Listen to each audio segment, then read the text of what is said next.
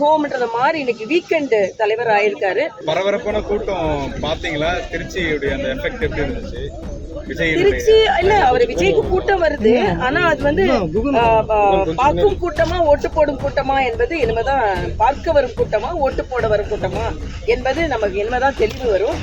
இன்னொன்று இன்னும் கொஞ்சம் முறைப்படுத்தணும்னு என்னோட ஆசை. ஏன்னா நிறைய பேர் மயங்கி விழுறதும் தண்ணி இல்லாம இருக்கிறதும் இதெல்லாம் ரொம்ப கவலை அளிக்கக்கூடியதா இருக்கு. அதனால கொஞ்சம் தம்பி இன்னும் கொஞ்சம் அது வீக்கெண்டு ஒர்க் ஃப்ரம் ஹோம்ன்றத மாதிரி இன்னைக்கு வீக்கெண்டு தலைவர் ஆயிருக்காரு.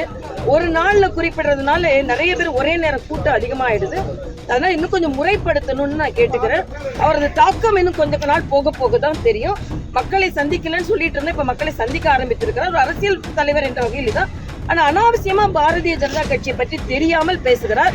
பாரதிய ஜனதா கட்சி மக்களுக்கு நல்லது செய்து கொண்டிருக்கிறது. அதனால தம்பி திமுகவின் எதிர்ப்பை மட்டும் வலுப்படுத்த வேண்டுமே தவிர பாரதிய ஜனதா கட்சியை எதிர்க்க கூடாது. என்னால மக்களுக்கு நல்லது செய்து கொண்டிருக்கின்ற கட்சி.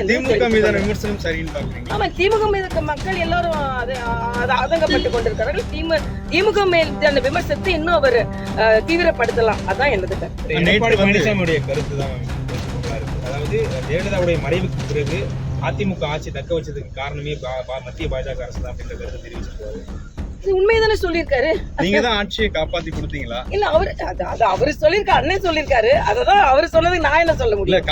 செங்கோட்டையன் வந்து டெல்லி போய் மீட் இருக்க உள்துறை அமைச்சர் இன்றைய தினம் இல்ல அது அவரே கருத்து சொல்ல நான் என்ன சொல்ல முடியும்? அப்படிங்களா?